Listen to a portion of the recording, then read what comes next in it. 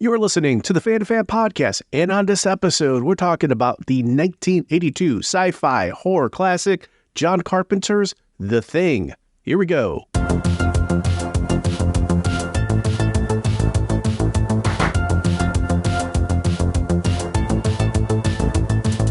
Are we talking about The Thing? I think we're talking about The Thing. Could be The Thing. It is The Thing. Thing? That's right. It is The Thing. Which John I think Carpenter's The Thing? Let's talk about that one, Megan, because people... Fuck Howard Hawks. Let's talk through that one. That's right. 100,000 years ago, it came to our galaxy. Trapped in the wasteland of Antarctica, it could not escape.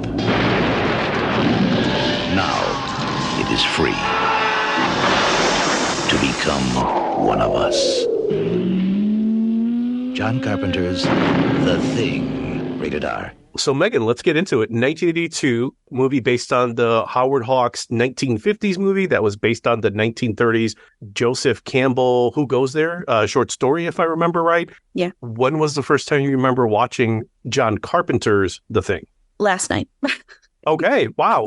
I'm sure I've seen parts of it before. Beginning was really familiar. You think you may have seen it at some point growing up on cable, streaming, something like that? Yeah, I feel like it was probably one that was on around the same way that it kind of happened into a bunch of different ones. I can recall seeing moments of it as well. I'm sure that at some point this has been something that has crossed my path, but long enough ago that I did not keep it. Is it a movie that you think you would have sought out, or something that sibling, friend, cousin would have, put in front of you and been like, hey, here's this cool movie, we're going to watch it? Probably older brother would have been the one to say, not so much we're going to watch this as much as I'm putting this on, and if you're here, you're also watching it. But not that I was invited to watch it alongside, being the younger sister. But that's kind of where I would have thought either brother or dad would have put it on. Honestly, in this kind of film, you're dealing with something that the whole audience knows isn't real at all. Mm-hmm. You know that there's no such thing as a monster from outer space. At least we haven't seen one in the paper. And I want the audience to believe it. Yeah. When they see that, say, oh, my Lord, look at that. That's real. Yeah. Now, do you have children? No. Now, assume you did, maybe an 8-year-old child. Would you send your 8-year-old child to see this film? I would evaluate my 8-year-old, and I would ask myself, is the 8-year-old impressionable? And could they realize this is a fantasy film? It's really not very harmful, but it's frightening. Yeah. And if I thought so, sure. If I was an 8-year-old kid, I'd want to see this movie immediately. Oh, yeah, I would imagine. No matter what my parents said, I'd go right out and see it. I would imagine kids will be lining up around the equator to see this one. I did go through the list of 1982 movies, and I think the one thing that always stands separate is that that's the year that E.T. came out. A child's joy, a mother's love, a friend's devotion. In this season of peace, share the magic with your family. Steven Spielberg's E.T., the Extraterrestrial, from Universal Pictures, rated PG. Now playing at theaters near you, check newspapers. And anytime I ever think of The Thing, I think of E.T. And while I was too young to be like a moviegoer at the time, in hindsight, having become a big fan of the film, you start hearing about how E.T. obviously was more fluffy and kids on bikes and Reese's Pieces, and The Thing, nihilistic, bleak, and, collapsing sternums. So maybe not something people were seeking out in 1982 when they could get E.T. the Extraterrestrial. So which way did you lean kind of growing up outside of your older brother suggesting this one? I definitely saw E.T. It's been forever. I also saw the same thing where they're like, E.T. was the more optimistic view of aliens. And so this trying to destroy the world one wasn't as well received. But if I were to have them both equal in terms of something that I think is more thought-provoking to leave with, The Thing is definitely it. E.T. is still strange, whereas walking away from The Thing, you're like, oh, I feel like I could sit down and talk about that for a while, versus wanting candy. Now, The Thing, which we're going to see some footage of, this is pretty bizarre stuff here. Pretty strange. Now, is this, it's different from Halloween and Halloween 2, huh? Yes, The Thing is actually about a monster from outer space. And we tried to make the king of the monster movies. My big gripe with the thing is there's not a Reese's product in sight. Not even a frozen Reese's peanut butter cup? Yeah, It was perfect opportunity for that. Yeah. So now that you saw it, what'd you think? It's all fresh in your mind. So the one thing I remembered knowing that it was Alien. So I remembered knowing, for whatever reason, the dog in the beginning. So that was the only thing that I knew for sure that I had recalled. But I really liked that the Alien plot kind of became, as far as like the terror element, really on the back burner. And it really built into that human psychology of paranoia, in that you need to trust the people you're with to survive, but trusting the people with you can also get you killed. So while the threat of Alien, which is either you are like, yeah, I totally believe in aliens and this is terrifying, or, you know, and I don't buy into that at all, but the paranoia was very real. And I liked that aspect where it wasn't just, oh, you got to really believe that aliens are coming to take over the world, or you're not going to really get a lot from this. So I liked that was the front thing, but also very much a back part of the rest of the plot. And I think that's one of the great things about the thing is when you start delving into the characters a bit, not spelled out, but it's very heavily implied that these are men, because they're all men in this movie, but they're all kind of thrown together, and you can tell like there's people have doubts about Gary from the start. So there's already that undercurrent of mistrust going on there. Like, they're not all good friends. So there's not that moment of like, we got to pull together because we've been friends for so long. It's like there's already like disparate factions going on there. So when you introduce that alien element, it really just kind of tears at the seams of whatever fragile little working relationships they've got going there, that I think really underscores like, yeah, what you're talking about, making like that. Once that paranoia sets in, it like really just ramps it up and makes it, you know, one of the all-time classics. Oh, yeah. Thing that I thought was cool is I liked the, like, at the end, I was like, wait, but who do I think got into the blood? And I was like, wait, maybe that's the point. Maybe none of that matters. Maybe the whole thing is, okay, these were the cards you're dealt, and now you move forward. And for the end, where is it better to know or to not know? If there's two of you and you don't know if your other counterpart is human or not, it won't change your outcome. So then, would you rather know that everything's doomed and there's nothing else you can do about it? Would you rather know you did everything, but you're going to die anyway? So I liked that it was more psychological in hindsight than I would have thought on the surface. That, and then some of those physical effects and the special effects were phenomenal. What was the one scene that came together as far as the makeup effects and the like go, where you went, fuck, this is really special? The scene where Hallahan's head, Norris's head comes off, turns over and sprouts, all that stuff, and looks, and then... You gotta be fucking kidding. That's I actually was lucky enough to be there the day that his head was coming off and going down the side. Yeah. And it was astonishing to watch that. Yeah. So that's where it came together for you. Yeah, and then we hadn't, all the pieces weren't done then, and then later we got the pieces, and I thought, wow, I've never seen anything like this. And a lot of it, 50% of it, was Rob Bottin and his abilities as a special effects technician, and 50% was Dean Cundy lighting this stuff. Lighting it with enough light so you could see it, but not too much where it gave it away. Right. So you weren't sitting there going latex. Yeah.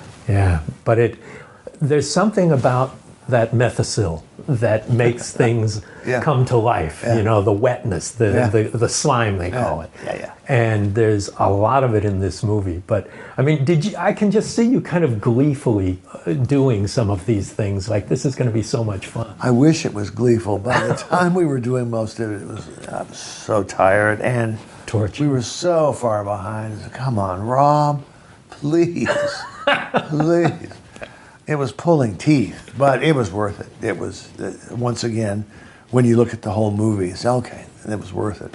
Start going into the Rob Bottin love because you're a big fan. You're a big fan. I am a big fan. Yeah, well, that was going to be my next question for you, because obviously what the thing has going for it is expert craftsmanship and practical effects. I was curious what you thought of those effects. Like, how do they hold up for a movie that's 40 some odd years old now? And did it have that visceral impact on you watching it last night? Yeah. Oh, absolutely. And that's one of the things that I would have thought, kind of where you get into where you're like, okay, I will give you are 40 plus years old. This is not exactly up to some of the things you see now, but really, truly, the scenes were fantastic for the actual look of any of the alien things, the contrast of like the explosions against otherwise a very all-white background, just all of it. It was really beautifully done in a very terrible sort of way. I think that's where that combination of the creature effects, they've gone beyond their years in that they've held up. Creature in the beginning, you mentioned, Megan, the dog creature that Stan Winston also had a part of, like you mentioned, Pete, X-Men craftsmanship, Ennio Morricone on the soundtrack. Like, I think you put that all together. And like you said, you're in the hands of people who know what they're doing. Dean Cundey with the cinematography as well. And he worked on a lot of Carpenter films, worked with Spielberg. And I think maybe that has been like all of those things, including the ambiguity of the ending that you were alluding to, where all of that is probably what has allowed the movie to get beyond. E.T. was a pop culture phenomenon. Like, we all know E.T., part of our childhood, but there's something about The Thing. It's a cult classic. It didn't find its fandom in 1982, but if anything, it's found its fandom and has grown its fandom in the present day. I think that's where, you can get into that argument with Carpenter now, where it's Halloween or The Thing. And I think it was always Halloween, but on any given day, if you ask me, like, it may be like a 1A or 1B, because The Thing has just rocketed since 1982 to become like a Carpenter classic. Well, and I think, Halloween, obviously for the cultural impact and everything that came after it, is always going to be up there for Carpenter because, again, just the weight of that film and what was spawned from it is so huge. But in terms of... You mean Halloween Resurrection, right, Pete? That's exactly, yeah. Okay, thank you. But like, I think in terms of like what the better film is, I think I always go back to the thing that, I go back and forth on which is my favorite Carpenter movie. After having recently heard another 5 Minute Fright on The Fog, I have to go back and watch that again because that's another one that I've always really enjoyed. But I think The Thing is just, it's so well made. It's so compact. It doesn't suffer from the bloated cast. Like, it keeps everything like in that essentially one location, and just sets the paranoia, the mistrust and everything, and just allows it to just amp and radiate out from there. Halloween is an excellent film, but I think if you're going to ask my opinion on which is the better made film, then I think The Thing has it beat, but it doesn't have it beat. It doesn't have it beat in cultural impact. And I think that's why, a lot of people will always kind of defer to Halloween just for that alone. And, and that's a completely valid opinion. So Halloween, obviously, I associate with Halloween, whereas I would say you could take The Thing and really stand it on its own. It's not one that I think you need to say, this is a Halloween movie, I watch it at Halloween, because it does everything it does so well. Like you were saying with they're a group of guys that you get the sense they don't know each other, but it's also played to the audience's view of we don't really ever get to know them either. So you're just kind of basing reactions exactly the same way someone else is basing a reaction, where you're like, okay, I can kind of see there's camaraderie between these two, but based on this standoff, this response to this reaction to that, you kind of are just playing the guessing game along with everybody else in there. So to me, it separates it from being that horror movie that's set up to be part of the Halloween genre of there's a killer, there's this. So it kind of, to me, makes it a little more than just a Halloween type movie, not Halloween the title, but Halloween the holiday or anything like that. It kind of becomes a standalone too.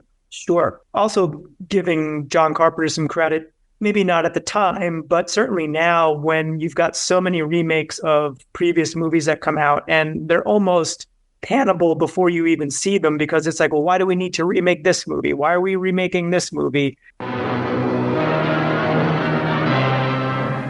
That thing's alive, sir. I saw it. I shot at it. I hit it. I know it. Nothing happened. It just kept coming at me, making a noise like a cat mewing. Captain, it was awful. If you could have seen those hands and those eyes. Captain, you've got to do something about it. You've got... Is it human or inhuman? Earthly or unearthly? Baffling questions, astounding questions that not even the world's greatest scientific minds can answer. Gentlemen, do you realize what we've found? A being from another world, as different from us as one pole from the other. Unless the director or creator has something new to say or give it a new wrinkle, there's often that like, yeah, okay, well, this sits alongside this classic from 1940, whatever. I think what Carpenter did was take that original source material and really make, certainly an homage because he was a huge fan of the Howard Hawks version, but really made it his own. And I think if you're going to do a remake, The Thing is really the template on how to do it, because you're taking something that was one thing, a very well-regarded, well-loved film, but making it your own that has now become a well-regarded, well-loved film in its own right. And not, I don't hear the comparisons of like, oh, well, The Thing was a remake from the 50s one. Like, it kind of stands on its own. And I think that's a huge credit to what John Carpenter was able to do, and his entire crew. Out of curiosity, Megan, did you know there was a prequel that was made in, I want to say like 2010 or 2011, around there, to The Thing? It's true. That's not possible. It's not dead.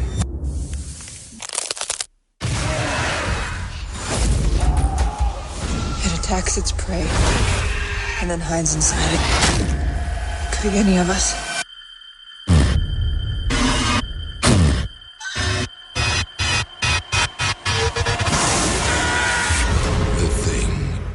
Yes. So when I was looking into kind of just fleshing out my knowledge of it, that's the trilogy where they're all loosely based on some sort of alien invasion of some sort. Or am I splicing that with something else? Because I know that this was the first of 3 that aren't plot-wise connected at all. So that's like, Carpenter's Apocalypse trilogy. Okay, yes. Yeah, where it's like, yes, where like, okay, they're not necessarily connected in any way. I think it's just his commentary on his very nihilistic, bleak vision of the future, which either can include capitalism, certainly includes paranoia and mistrust, sometimes aliens, and they live for 100%, or demons or devils or creatures in Prince of Darkness. Carpenter's open to all of them. The other one was like a prequel that was made, like I said, around 2010 or 11, that tried to flesh out the Norwegian team. So right in the beginning, you see the helicopter, the guy's chasing down the dog running out into snowscape. It's that team. If you haven't seen it, Megan, it's better than you would expect it to be. If anything, it's more of a reinforcement that Carpenter's The Thing is so good that when you see that, you can tell it's also made with a love letter, like an homage to Carpenter. So it's not trying to necessarily reinvent anything, but fill in some gaps that honestly probably are best left alone for a movie that ends in an ambiguous note and is kind of telling you that's point of the movie. Like sometimes you just don't know, and that's okay. And the audience doesn't have to be spoon-fed an ending. They can just be left with it on their own. That's interesting because then you have that twofold of being any level of a remake of something that was that popular, but also something where for that team, how it ends. So not only now do I know ultimately where they need to end up, I know what I'm measuring them against as The Thing. So that's rough. That's quite the undertaking to say, yeah, I'm going to take something. They all die.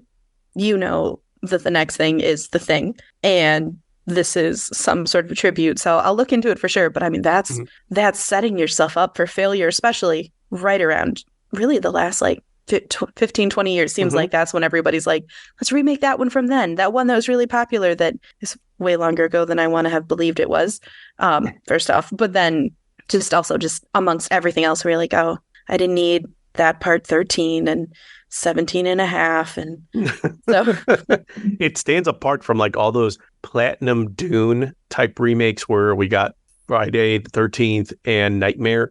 And those all have like a very specific look to them. But I know since you're a gamer too, there's an actual The Thing video game that was produced with John Carpenter's, I think, pretty heavy participation and in contribution. So it's received too, wasn't it?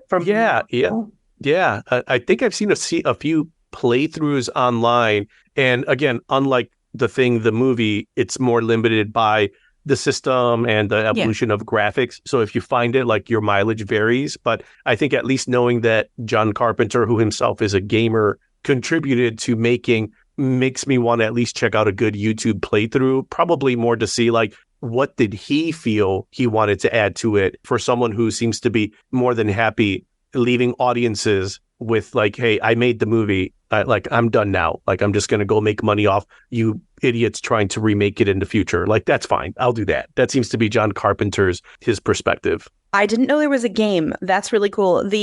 I don't know if it's officially sanctioned the same way the game would have been, but my brother-in-law was saying how he DMs for D&D, and he did a one-off for the Thing.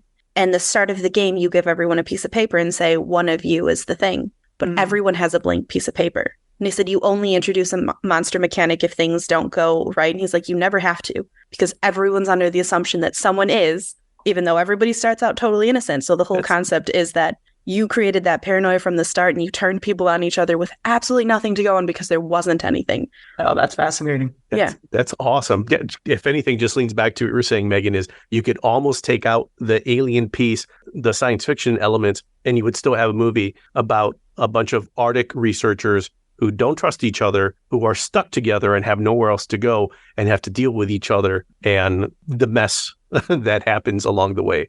Now, the Thing itself, what are we talking about here? What exactly is the Thing? Well, the Thing is an alien organism that has been buried in the ice in Antarctica for 100,000 years. And what it does is imitate other life forms perfectly.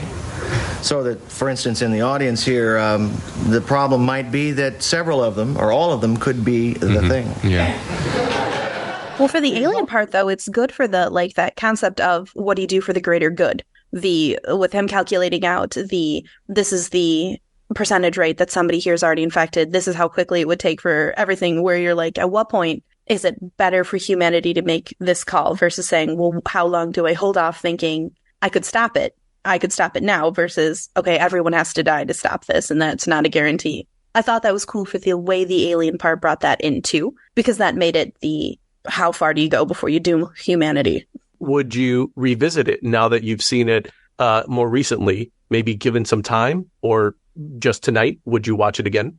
I would. Oh, absolutely. It was one that I feel like you could take more away each time. And then once you know it all well enough, then you can just be like, okay, here, just to visually watch everything that's going on in this when I'm not trying to follow along and guess and react to everything in real time, where it'd be cool just to be like, okay, I want to watch how this scene actually plays out as far as the scene plays out.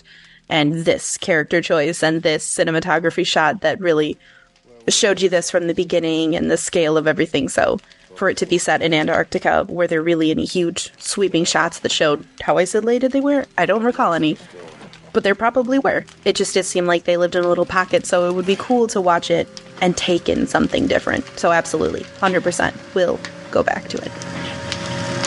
Fire's got the temperature up all over the camp.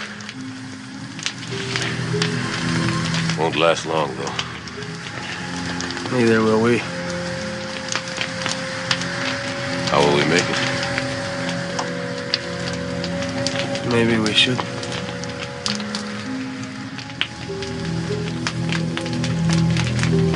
If you're worried about me... If we've got any surprises for each other, I don't think we're in much shape to do anything about it.